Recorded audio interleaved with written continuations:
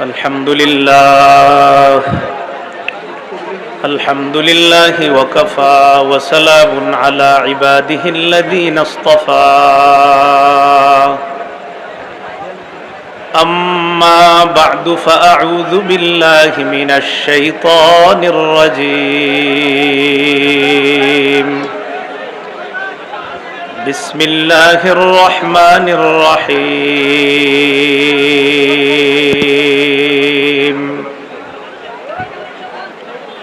قل هل ننبئكم بالأخسرين أعمالا الذين ضل سعيهم في الحياة الدنيا وهم يحسبون أنهم يحسنون صنعا وعن عائشة الصديقة رضي الله تعالى عنها قالت قال رسول الله صلى الله عليه وسلم من أحدث في أمرنا هذا ما ليس فيه فهو رد أو كما قال عليه الصلاة والسلام وقال عليه الصلاة والسلام هلك المتنطعون هلك المتنطعون هلك المتنطعون قالها ثلاثا أو كما قال عليه الصلاة والسلام وعن عبد الله بن مسعود رضي الله تعالى عنه قال سمعت رسول الله صلى الله عليه وسلم يقول إن من شر الناس من تدركهم الساعة وهم أحياء والذين يتخذون القبور مساجد أو كما قال عليه الصلاة والسلام اللهم صل على محمد وعلى آل محمد كما صليت على إبراهيم وعلى آل إبراهيم إنك حميد مجيد اللهم بارك على محمد وعلى آل محمد كما باركت على إبراهيم وعلى آل إبراهيم إنك حميد مجيد اللهم إني أعوذ بك من شر لساني وشر سمعي وشر بصري وشر مني কাজিয়াতল যুব সমাজের উদ্যোগে মুরাদনগর কুমিল্লা এর উদ্যোগে আয়োজিত 10ম বার্ষিক ইসলামী মহাসম্মেলনের গুরুত্বপূর্ণ আলোচনা পেশ করবেন আল্লামা জুনায়েদ আল হাবিব দামাত বরকাতুহুমুল আলিয়া ঢাকা। বাদ মাগরিব আলোচনা করেছেন আল্লামা নজির আহমদ দামাত বরকাতুহুম টঙ্গী। আমার আগে গুরুত্বপূর্ণ আলোচনা পেশ করেছেন মুসলিম জাতির ইতিহাস ঐতিহ্য নিয়ে বাংলাদেশের সিংহপুরুষ হযরত মাওলানা মুফতি ফজলুল হক আমিনী রহমতুল্লাহি আলাইহির সুযোগ্য জামাতা উস্তাজে মুহতারাম মুফতি সাখাওয়াত হুসাইন রাজি দামাত বরকাতুহুমুল আলিয়া খুব তাড়াতাড়ি মঞ্চে আসবে আমাদের সকলের অত্যন্ত পরিচিত হযরত মাওলানা রফিকুল ইসলাম মাদানী নেত্রকোনা। প্রধান অতিথি আলহাজ জাহাঙ্গীর আলম সরকার মাননীয় সংসদ সদস্য কুমিল্লা 3। প্রধান মেহমান মোহাম্মদ শফিকুল ইসলাম সাহেব মেসার্স শফিক এন্টারপ্রাইজ নারায়ণগঞ্জ। বিশেষ অতিথিবৃন্দ সম্মানিত সভাপতি আলহাজ মোহাম্মদ আলী সাহেব, মেসার্স শামীম ট্রাভেলস, বনানী, ঢাকা। সহসভাপতি আলহাজ লুৎফুর রহমান সাহেব, বিশিষ্ট ব্যবসায়ী, সৌদি আরব। আয়োজনে কাজিয়াতুল ইসলামী যুব সমাজ কল্যাণ পরিষদ, মুরাদনগর, কুমিল্লা। উপস্থিত হজরত ওলামায়ে কেরাম, মুসলমান ভাইয়েরা, মাইকের আওয়াজ যদ্দূর যাচ্ছে বিভিন্ন ঘর বাড়ি, বাসা বাড়ি, পর্দার আড়ালে অবস্থানরতা শ্রদ্ধেয়া সম্মানিতা মা বোনেরা, আল্লাহ তাআলার দরবারে শুকরিয়া আদায় করছি। আল্লাহ আমাদেরকে গুরুত্বপূর্ণ এই মাহফিলে উপস্থিত হওয়ার তৌফিক দান করেছেন বলে আলহামদুলিল্লাহ। বড়দের আগে এবং পরে, অর্থাৎ বড়দের মাঝামাঝি সময়ে আমি কিছু কথা আপনাদের সামনে পেশ করব ইনশাআল্লাহ বিইজনিল্লাহি তাআলা। আমার আগেও বড়রা আলোচনা করেছেন, ইনশাআল্লাহ আমার পরেও বড়রা আলোচনা করবেন। মাঝে ছোট মানুষ হিসাবে সুযোগ করে দেওয়া, এই জন্য যেই কথাগুলো এখানে বলা হবে আমরা সবাই আমলের নিয়তে শুনব ইনশাআল্লাহ। সূরা কাহাফের 103 নম্বর আয়াতে কারিমা আপনাদের সামনে তেলাওয়াত করলাম। 16 পারা 3 নম্বর পৃষ্ঠা, হাফিজি কোরআন মাজিদ অনুযায়ী সূরা কাহাফের 103 নম্বর আয়াত। এই আয়াতে আল্লাহ তাআলা বলেন, কুল হাল নুনাব্বিউকুম বিল আখসারিনা আমালা। নবী আপনি বলেন, আমি কি তোমাদেরকে জানিয়ে দিব বিল আখসারিনা আমালা, আমলে অধিক ক্ষতিগ্রস্ত যারা, তাদের ব্যাপারে তোমাদেরকে কি জানিয়ে দিব? الذين ضل سعيهم في الحياة الدنيا وهم يحسبون أنهم يحسنون صنعا। যাদের পৃথিবীতে সব প্রচেষ্টা ব্যর্থ, যারা দুনিয়াতে যত চেষ্টা প্রচেষ্টা আছে সব ব্যর্থ হয়ে যাবে।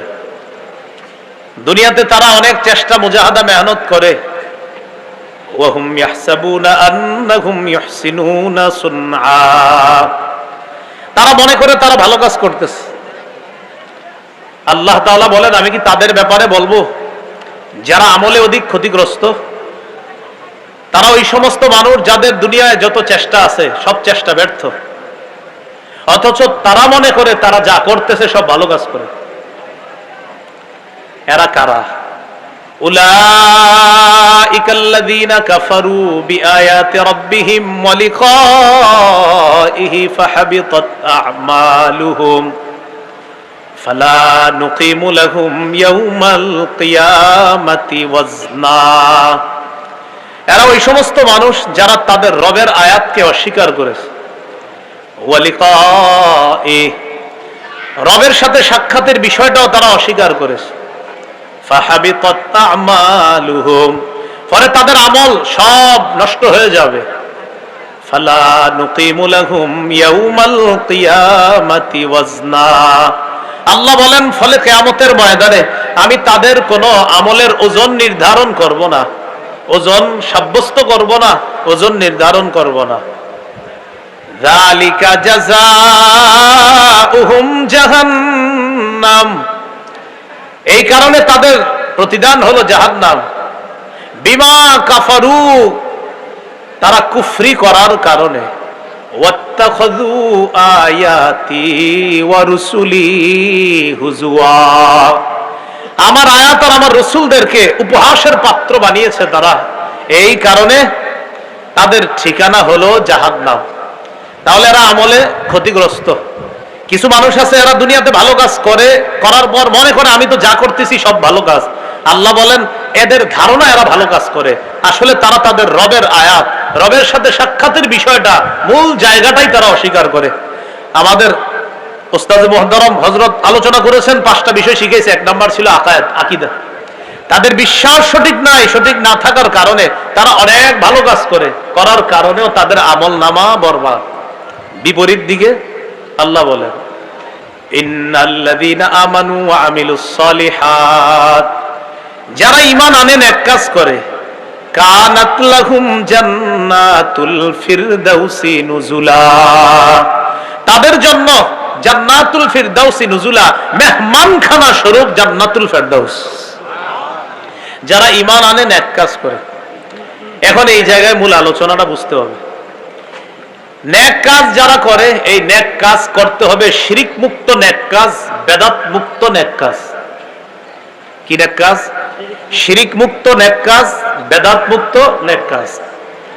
কাজ করলেন আপনি কিন্তু শিরকি কাজ, আপনি আবেগে চোখের পানি ছাড়তেছেন কিন্তু কাজটা শিরকি, তাহলে আপনার এই ভালো কাজের কোনো মূল্য হলো না। চোখের পানিও কিন্তু ফেলতেছেন আপনি, এবং অন্যরা বলতেছে এই লোক এত কাঁদতে পারে, ওনারে আপনারা বলেন সে শিরিক করে। তো শিরিক যে করে তারে তো শিরিক বলতে হবে, শিরিক করে। রাসূলুল্লাহ সাল্লাল্লাহু আলাইহি সাল্লাম তার সাহাবী মুআয ইবনে জাবাল রাদিয়াল্লাহু তাআলা আনহুকে বলেছেন, মুআয ইবনে জাবাল বলেন, আওসানি রাসূলুল্লাহ সাল্লাল্লাহু আলাইহি ওয়াসাল্লাম বিআশরি কালিমাত। রাসূলুল্লাহ সাল্লাল্লাহু আলাইহি সাল্লাম আমাকে 10টি বিষয়ে উপদেশ দিয়েছে।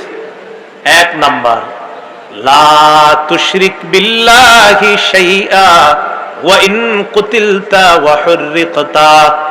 মুআয, তোমাকে যদি জ্বালিয়ে দেওয়া হয়, তোমাকে যদি হত্যা করা হয়, এরপরেও তুমি আল্লাহর সাথে শিরিক করবা না। তোমাকে যদি জ্বালিয়ে দেওয়া হয়, তোমাকে যদি হত্যা করা হয়, তুমি আল্লাহর সাথে শিরিক করবা না। সহিহ বুখারীর 1237 নম্বর হাদিসের বর্ণনা। জিবরিল আমিন রাসূলুল্লাহ সাল্লাল্লাহু আলাইহি সাল্লামকে বলেন, বাশশির উম্মাতাকা আন্নাহু মান মাতা মিন উম্মাতিকা ওয়া হুয়া লা ইউশরিকু বিল্লাহি শাইআ দাখালাল জান্নাহ। হাবিব, আপনি আপনার উম্মতকে সুসংবাদ দেন, আপনার উম্মতের মধ্যে যারা এই অবস্থায় মারা যাবে যে সে আল্লাহর সাথে শিরিক করে না, সে জান্নাতে প্রবেশ করবে। তাহলে নেক কাজ করা, এটা শিরিক মুক্ত হতে হবে। আরেকটা হলো বেদাত মুক্ত নেক কাজ হতে হবে। কি মুক্ত নেক কাজ? বেদাত। আমার মূল আলোচনাটা বেদাত নিয়ে, কারণ সাধারণত আমরা শিরিক সবাই যে করে এমন না, তবে অনেকে বেদাতি কাজ করে, তার বেদাতি কাজটা তার শিরিক পর্যন্ত পৌঁছায় দেয়, সেটা সে জানেও না। পরে বেদাত, কিন্তু কাজটা পৌঁছায় দেয় শিরিক পর্যন্ত। তাহলে যারা কাফের, আকীদা নষ্ট, জাহান্নাম। যারা ঈমান আনে, নেক কাজ করে, তাদের ঠিকানা জান্নাতুল ফেরদাউস। শর্ত হলো ঈমান হতে হবে শিরিক মুক্ত ঈমান, আমল হতে হবে শিরিক মুক্ত, আমল হতে হবে বেদাত মুক্ত। এই আমলের মধ্যে শিরিকের গন্ধ লাগানো যাবে না। বেদাতের ব্যাপারে আম্মা জান আয়েশা সিদ্দিকা রাদিয়াল্লাহু তাআলা আনহা তার থেকে বর্ণনা, এটা মূল নীতি নবী আমাদেরকে শিখিয়ে দিয়েছেন।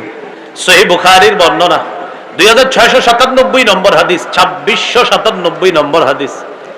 এই হাদিসের বর্ণনা, আন আয়েশা সিদ্দিকা রাদিয়াল্লাহু তাআলা আনহা قالت قال رسول الله صلى الله عليه وسلم من أحدث في أمرنا هذا ما ليس فيه فهو رد। রাসূলুল্লাহ সাল্লাল্লাহু আলাইহি সাল্লাম বলেন, যে ব্যক্তি আমাদের এই শরীয়তের মধ্যে ইবাদতের নামে সওয়াবের আশায় নতুন কিছু আবিষ্কার করে, কি বললাম? যে ব্যক্তি শরীয়তের মধ্যে ইবাদতের নামে সওয়াবের আশায় নতুন কিছু আবিষ্কার করে, ফাহুয়া রদ্দুন, এটা প্রত্যাখ্যাত, এটা প্রত্যাখ্যান করা হবে, এটা পরিত্যাজ্য, এটা গ্রহণ করা হবে না। তাহলে শরীয়তের মধ্যে ইবাদতের নামে নতুন কিছু কেউ যদি অনুপ্রবেশ ঘটায়, এটা বেদাত। বলেন, এটা কি? বেদাত।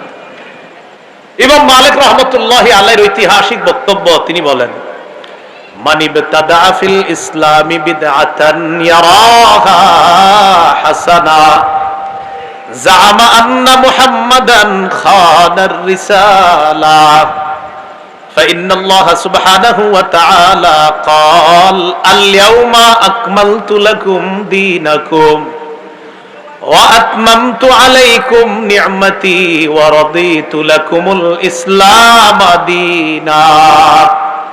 ইমাম মালিক বলেন, কেউ যদি ইসলামের মধ্যে নতুন কোন বেদাত সৃষ্টি করে, ইয়ারাহা হাসানা, আর এই বেদাতকে সে যদি উত্তম মনে করে, অনেকে বেদাতি কাজ করে আর কইরা বলে কি, কয় নবীর প্রেমে কোনো দলিল লাগে না।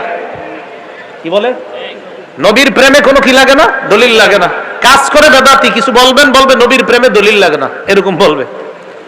তো দেখেন কি বলতেছে ইমাম মালিক, বলে মান ইবতাদা ফিল ইসলামি বিদআতান ইয়ারাহা হাসানা, কেউ যদি ইসলামের মধ্যে বেদাত আবিষ্কার করে, বেদাত সৃষ্টি করে, আর এটারে সে যদি উত্তম মনে করে এটা আমার আবেগ, এটা আবেগী কাজ, এটা ভালো কাজ, উত্তম মনে করে, জাআমা আন্না মুহাম্মাদান খানার রিসালা, ওই ব্যক্তি কেমন যেন এই দাবি করতে চায় যে মুহাম্মদ সাল্লাল্লাহু আলাইহি সাল্লাম তার দায়িত্ব পালনে খেয়ানত করেছে, ত্রুটি করেছে। নবী আমাদের জন্য ইসলাম ধর্ম যেটা রেখে গিয়েছেন এখানে পূর্ণাঙ্গ না অপূর্ণাঙ্গ? তো যেই ব্যক্তি ইসলামের মধ্যে বেদাত সৃষ্টি করে আর বলে এটাকে উত্তম, তাহলে সে কেমন যেন বলতে চায় মুহাম্মদ সাল্লাল্লাহু আলাইহি সাল্লাম পূর্ণ করে যেতে পারে নাই, তাই সে পূর্ণ করছে। ইমাম মালিক বলেন ইসলামের মধ্যে কেউ বেদাত সৃষ্টি করে আর এটাকে সে যদি উত্তম মনে করে, কেমন যেন সে এই দাবি করতেছে যে মুহাম্মদ সাল্লাল্লাহু আলাইহি সাল্লাম তার রিসালাতের যে দায়িত্ব, এই দায়িত্ব পালনে খেয়ানত করেছে। দিল থেকে বলি নাউজুবিল্লাহ। অথচ আল্লাহ তাআলা ঘোষণা দিবেন আল ইয়াউমা আকমালতু লাকুম, আজ আমি তোমাদের জন্য দিনকে পরিপূর্ণ করে দিলাম। আল ইয়াউমা, আজ আকমালতু পরিপূর্ণ করে দিলাম, লাকুম তোমাদের জন্য, দীনাকুম তোমাদের ধর্ম ইসলামকে পরিপূর্ণ করে দিলাম। এখন আপনারা বলেন নবীজি কি পূর্ণাঙ্গ দিন রেখে গিয়েছেন? এটার মধ্যে কেউ যদি নতুন কিছু আবিষ্কার করে আর যদি এটাকে উত্তম মনে করে, এটাকে আমরা গ্রহণ করব না প্রত্যাখ্যান করব? আল্লাহ আমাদেরকে বুঝার তৌফিক দান করেন। এবার আমরা জানবো বেদাতের ভয়াবহতা। বলেন কি জানবো? সবাই বলেন কি জানবো? বেদাতের ভয়াবহতা। বেদাতের ভয়াবহতা, এক নম্বর ভয়াবহতা, যে ব্যক্তি বেদাত করবে, বেদাতি কর্মকাণ্ড করবে, রাসূলুল্লাহ সাল্লাল্লাহু আলাইহি সাল্লামের হাউজে কাউসার থেকে সে বঞ্চিত হবে। যে ব্যক্তি বেদাতি কর্মকাণ্ড করবে, সহিহ বুখারীর বর্ণনা 6583 নম্বর হাদিস এবং 6584 নম্বর হাদিস, এই দুই হাদিস মিলিয়ে আমরা হাদিসটা শুনবো। قال رسول الله صلى الله عليه وسلم أدفرتكم على الحوض, রাসূলুল্লাহ সাল্লাল্লাহু আলাইহি সাল্লাম বলেন আমি তোমাদের আগে হাউজে কাউসারের সামনে উপস্থিত হব। মান মাররা আলাইয়া শারিবা ওয়া মান শারিবা লাম ইয়াজমা আবাদা, যে ব্যক্তি আমার সামনে দিয়ে অতিক্রম করবে সে কাউসারের পানি পান করবে, আর যে ব্যক্তি কাউসারের পানি পান করবে সে জান্নাতে যাওয়ার আগে আর পিপাসার্ত হবে না। রাসূলুল্লাহ সাল্লাল্লাহু আলাইহি সাল্লাম বলেন লা ইয়ারিদান্না আলাইয়া আকওয়াম আ'রিফুহুম ওয়া ইয়া'রিফুনানি সুম্মা ইউহালু বাইনি ওয়া বাইনাহুম, এরপর আমার সামনে একদল মানুষ আসবে হাউজে কাউসারের পানি পান করার জন্য। কাউসারের পানি পান করার জন্য যারা আসবে তাদেরকে আমি চিনবো, তারাও আমাকে চিনবে। তো দুই দলকে চিনবে, নবী চিনবে এরা আমার উম্মত, আর উম্মতে চিনবে তিনি আমাদের নবী। তো নিয়ম অনুযায়ী কাউসারের পানি পান করাবে নবীজি। নবীজি বলেন সুম্মা ইউহালু বাইনি ওয়া বাইনাহুম, আমার মাঝে আর তাদের মাঝে প্রতিবন্ধকতা সৃষ্টি করে দেওয়া হবে। নবী বলেন ফাকুলু ইন্নাহুম মিন্নি, এরপর আমি বলবো আল্লাহ এরা তো আমার উম্মত। আল্লাহর পক্ষ থেকে জবাব দেওয়া হবে ইন্নাকা লা তাদরি মা আহদাসু বা'দাক, হাবিব আপনি জানেন না, আপনি দুনিয়া থেকে বিদায় নেওয়ার পর, চলে আসার পর তারা ইসলামের মধ্যে নতুন নতুন কত বেদাত সৃষ্টি করেছে, আবিষ্কার করেছে, এটা আপনি জানেন না।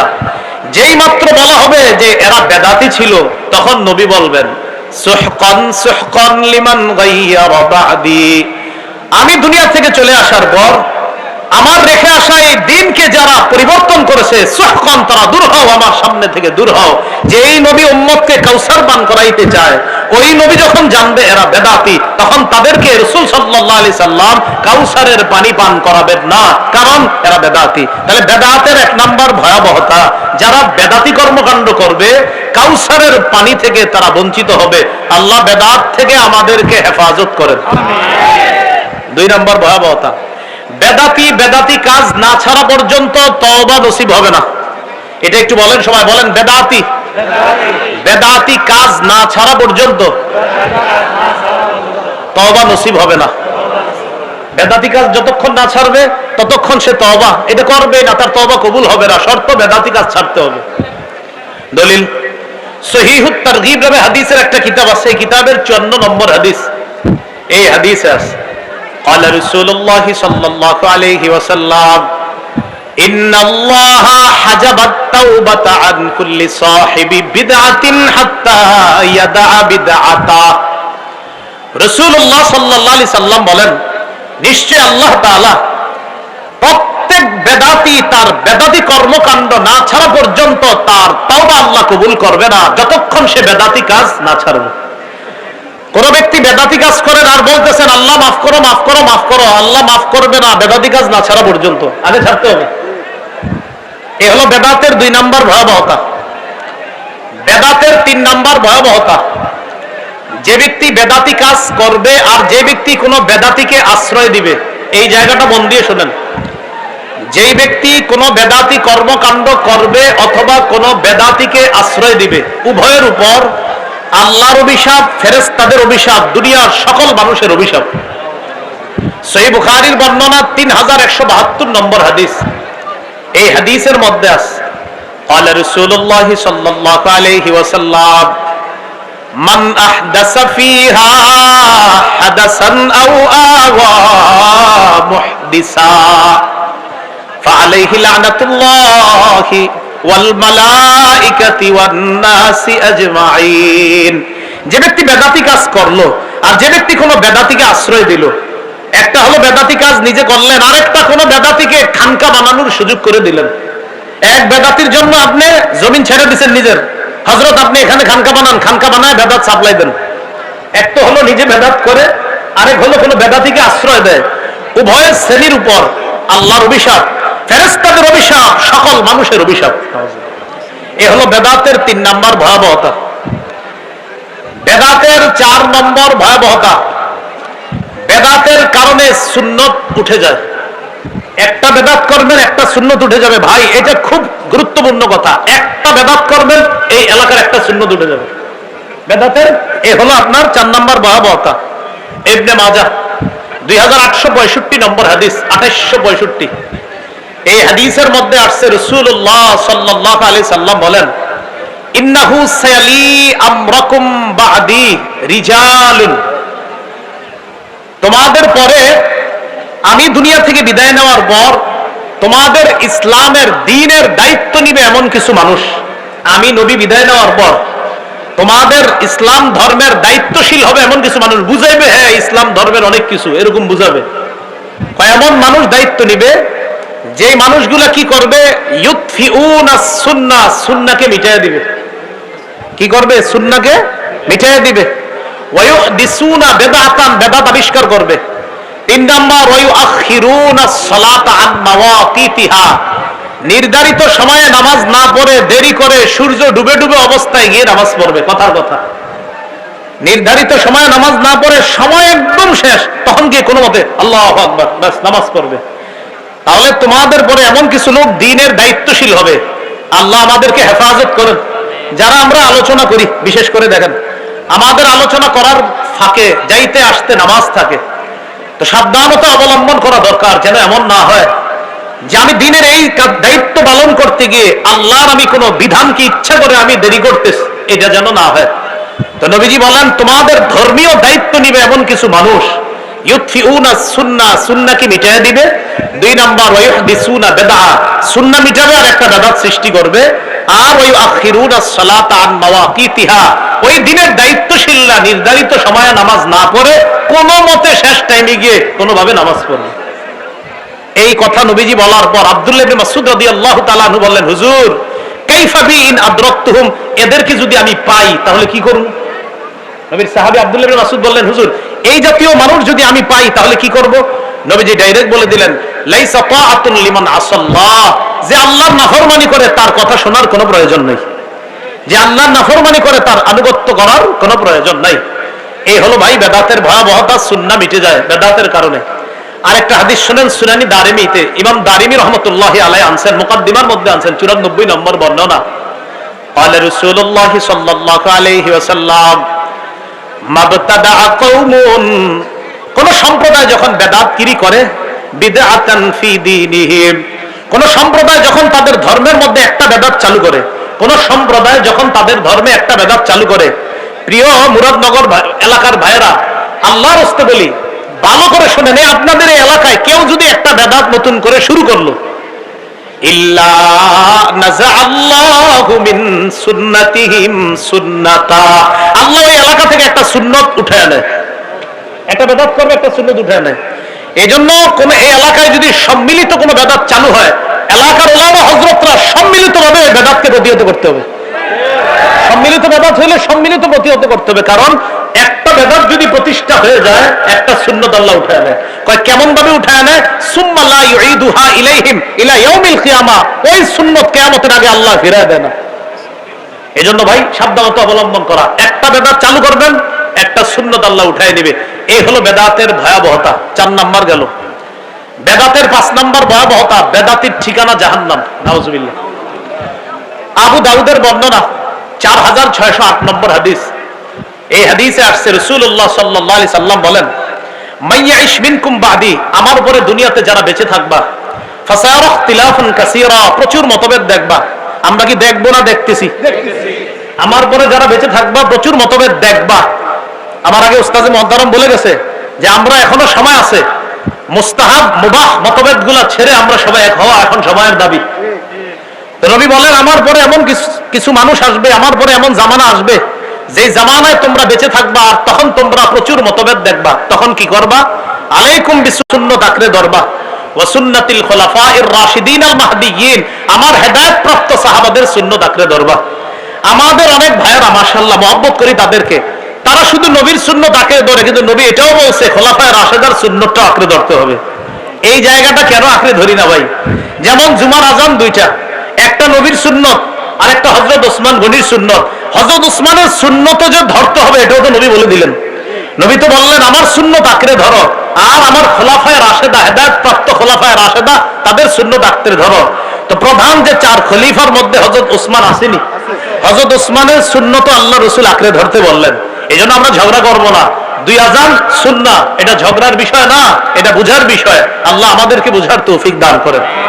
নবী বললেন, আব্দু আলাইহা বিন নওয়াজিস, মারির দাঁত দিয়ে আঁকড়ে ধরবা, মারির দাঁত দিয়ে আঁকড়ে ধরবা। এরপরে নবীজি বললেন, ইয়াকুম ওয়াল মুহদাসাত, নতুন নতুন আবিষ্কার করা থেকে তোমরা বাঁচো। ফাইন্না কুল্লা মুহদাসাতিন বিদআ, প্রত্যেক নতুন আবিষ্কার যেটা দিনের মধ্যে হবে এটা বেদআত। এটা হলো আবু দাউদের বর্ণনা।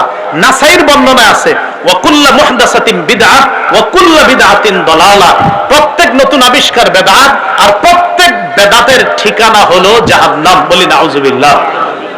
কুল্লা মুহদাসাতিন বিদআ ওয়া কুল্লা বিদআতিন দালালা ওয়া কুল্লা দালালাতিন ফিন্নার।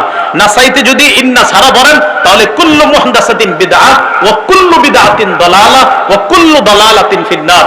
আল হুরফুল মুশাব্বাহ বিল ফিল যদি আনা হয় আবু দাউদেরটা ইন্না, তাহলে হবে আপনার সবগুলা জবর, না আনা হলে হবে পেশ। তো কুল্লু বিদআতিন দালালা, প্রত্যেক বেদাত পথভ্রষ্টতা, ওয়া কুল্লু দালালাতিন ফিন্নার, প্রত্যেক পথভ্রষ্টতার ঠিকানা হলো জাহান্নাম। অর্থাৎ দেখেন, পথভ্রষ্টতার ঠিকানা জাহান্নাম। কয় পথভ্রষ্টকে? কয় যে বেদাতি। কয় বেদাতিকে? কয় দিনের মধ্যে যে নতুন আবিষ্কার করছে, যে নতুন কিছু আবিষ্কার করলো সে কি? বেদাতি। বেদাতি কি? কয় পথভ্রষ্ট। পথভ্রষ্ট ঠিকানা কোথায়? জাহান্নাম। আল্লাহ আমাদেরকে হেফাজত করেন। এইগুলো কুল হাল নুনাব্বিউকুম বিল আখসারিনা আমালার উপর আলোচনা, ওই সূরা কাহফের 103 নাম্বার 104 নাম্বার যে আয়াতগুলো বললাম। এবার আসি, কবর কেন্দ্রিক কিছু বেদাত করে আমাদের অনেক মুসলমানরা। কি কেন্দ্রিক? এই কবর কেন্দ্রিক বেদাত শিরিক পর্যন্ত পৌঁছায়া যায়। আমাদের রফিকুল ইসলাম মাদানী অনেক দূরে যাবে, কিন্তু নেত্রকোনা যাবে আবার। মন দেখে কইতেছেন তো না, আসলে এটা অনেক সময় কি হয়, এটা তো আমাদেরও বুঝতে হবে, অনেক দূর থেকে আসে। কবর কেন্দ্রিক কিছু বেদাত করে, এই বেদাত শিরিক পর্যন্ত পৌঁছায় যায়। এটা একটু মন দিয়ে শুনবো আমরা। কবর কেন্দ্রিক বেদাত, রাসূলুল্লাহ সাল্লাল্লাহু আলাইহি সাল্লামের একটা হাদিস আগে ভূমিকা স্বরূপ শুনি, এরপর আলোচনায় যাই। আবু দাউদের 4607 নম্বর হাদিস। এই হাদিসের মধ্যে নবীজি বলেন, হালাকাল মুতানাত্তিউন, হালাকাল মুতানাত্তিউন, হালাকাল মুতানাত্তিউন, 3 বার বলছে।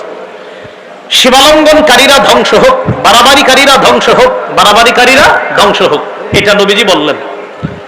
এবার দেখেন কবর কেন্দ্রিক বাড়াবাড়ি কি হয়।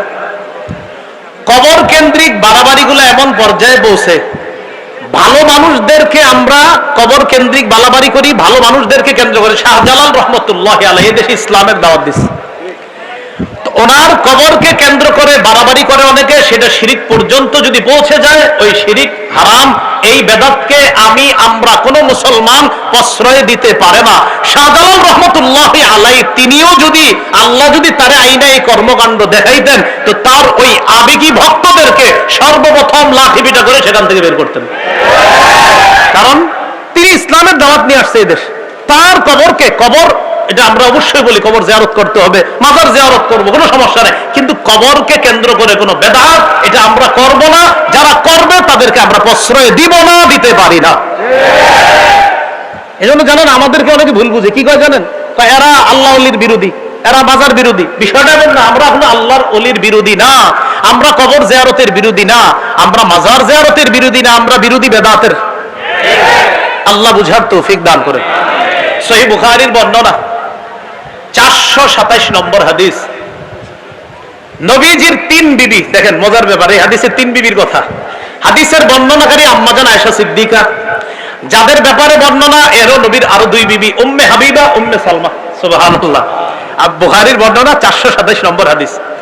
আম্মাজান আয়েশা সিদ্দিকা বলেন, আন্না উম্মে হাবিবা ওয়া উম্মে সালামা, উম্মে হাবিবা এবং উম্মে সালামা তারা দুইজন, এরা কি করছে, এই দুইজন জাকারাতা কানিসাতান, এই দুইজন একটা গির্জার কথা উল্লেখ করেছে। উম্মে হাবিবা, উম্মে সালামা এই দুইজন একটা গির্জার কথা উল্লেখ করেছে। একটা গির্জা তারা দেখছে, এই গির্জাটা কি, কোথায়, বিল হাবাসা, হাবশায়, একটা গির্জা হাবশায়। আচ্ছা ভালো কথা, তো এখানে গির্জা হাবশায়, তো সমস্যা কি?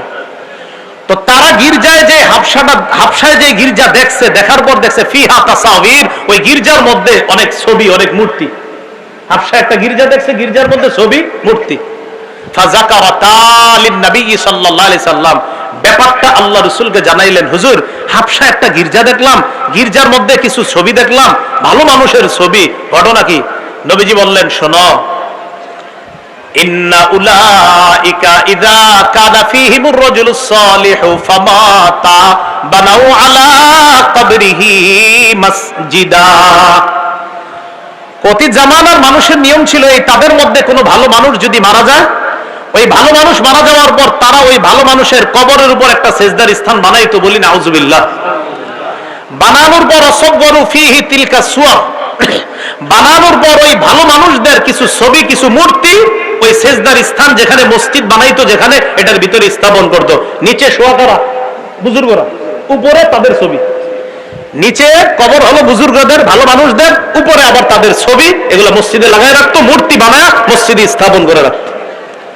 রাসূলুল্লাহ সাল্লাল্লাহু আলাইহি সাল্লাম বলেন, উলাইকা শিরারুল খালকি ইনদাল্লাহি ইয়াউমাল কিয়ামা, তারা হলো কিয়ামতের ময়দানে সৃষ্টির সবচেয়ে নিকৃষ্ট হবে, বলি নাউজুবিল্লাহ।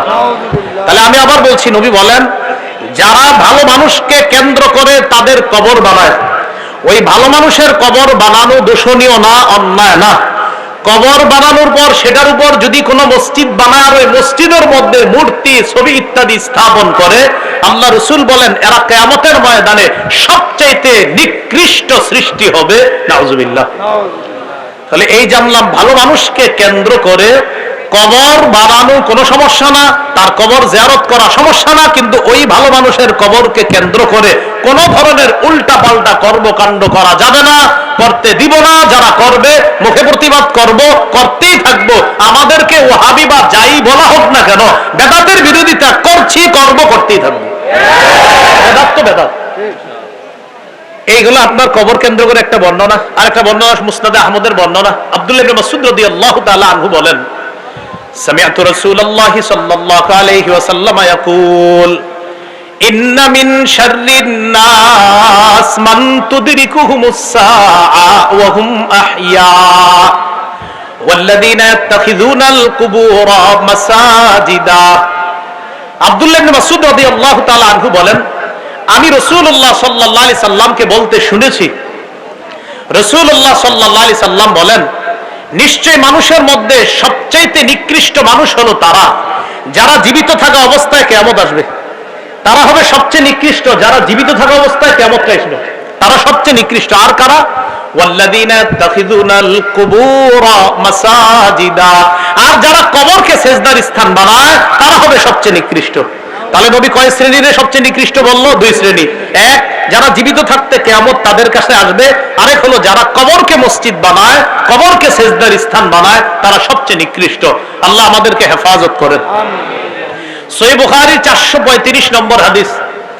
এই হাদিসটি মন দিয়ে শুনি। নবী ইন্তেকাল করার সময় লাম্মা নুজিলা বিরাসূলিল্লাহি সাল্লাল্লাহু আলাইহি ওয়াসাল্লাম, আল্লাহ নবী যখন ইন্তেকাল করবে মুমূর্ষু অবস্থা, কানা ইয়াতরাহু খাবিসাতান আলা ওয়াজহিহি, নবী তার মুখের উপর একটা কাপড় দিস। ইন্তেকালের সময় মুখের উপর একটা কাপড় দিস। খামিসাতান আলা ওয়াজহিহি, মুখের উপর একটা কাপড়। নবীজি এই মুখের উপর একটা কাপড় দিস। ইন্তেকাল করবে ওই সময় মুখে একটা কাপড় দিছে। ভাই খুব মন দিয়ে জায়গাটা। ফাইযা তাম্মা, নবীজি যখন মুমূর্ষু অবস্থা, কঠিন শ্বাস যায় যায়, প্রাণটা বের হবে হবে নবীর, ওই মুহূর্তে কাশাফাহা আন ওয়াজহিহি, কাপড়টা চেহারা থেকে সরাইস। চেহারা মুবারকের উপর কাপড়টা দিস।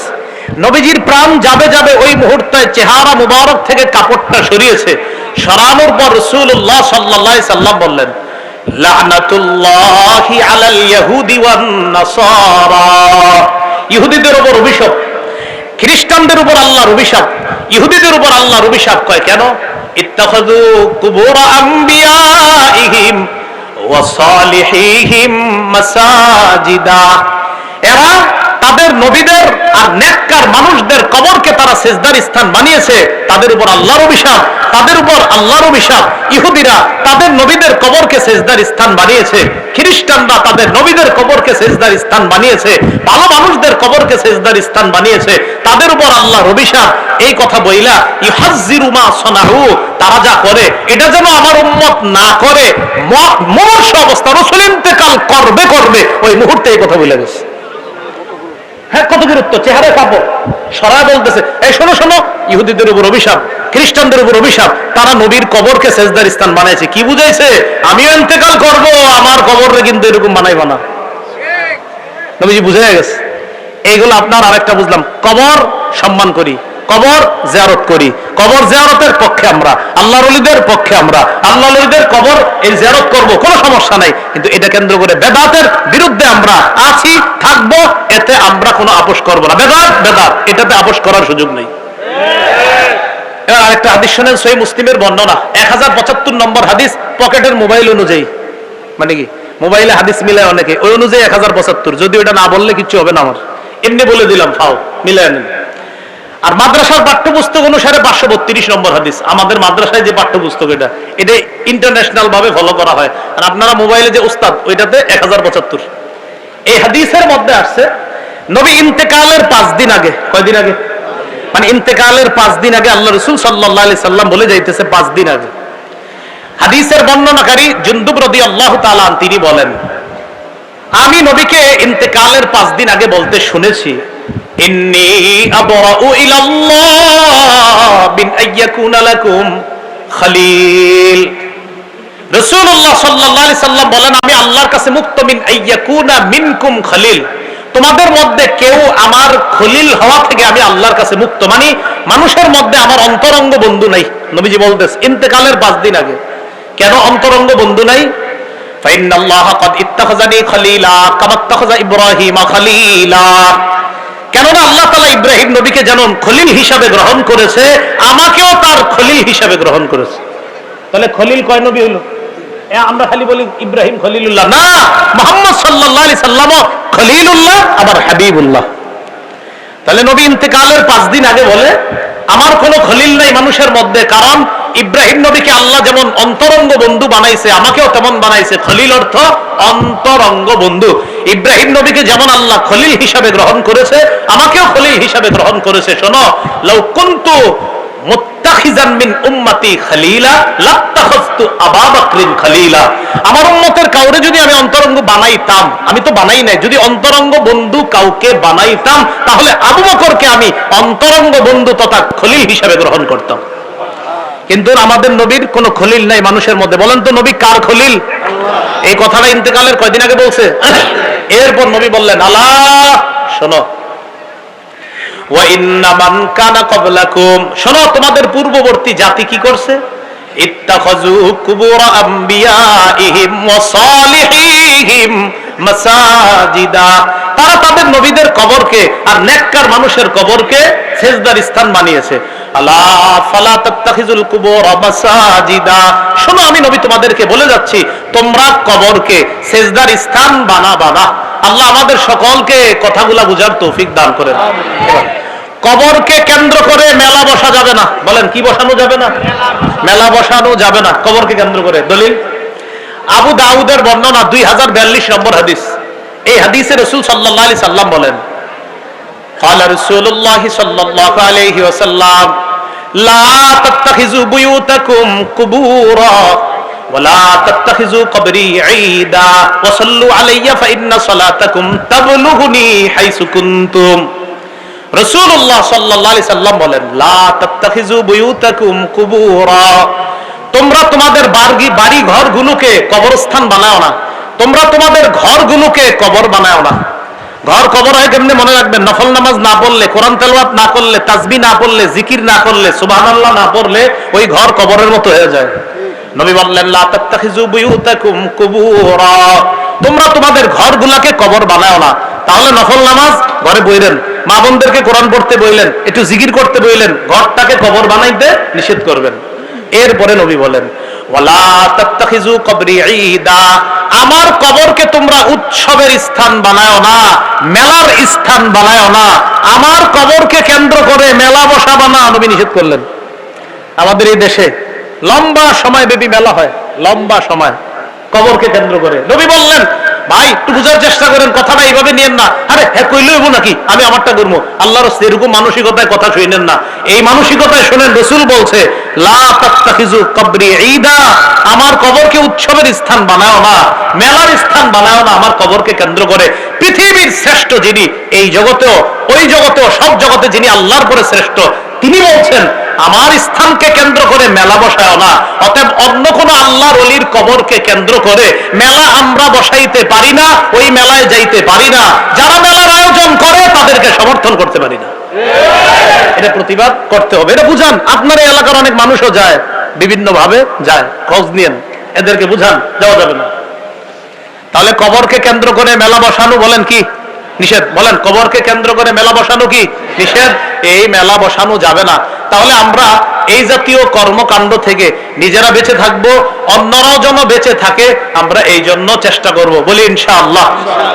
তাহলে কবরকে কেন্দ্র করে মেলা বসানো যাবে না, কবরকে কেন্দ্র করে কোন ধরনের বেদাত করা যাবে না। বেদাত করলে ওই বেদাত তাকে শিরিক পর্যন্ত পৌঁছে দেয়।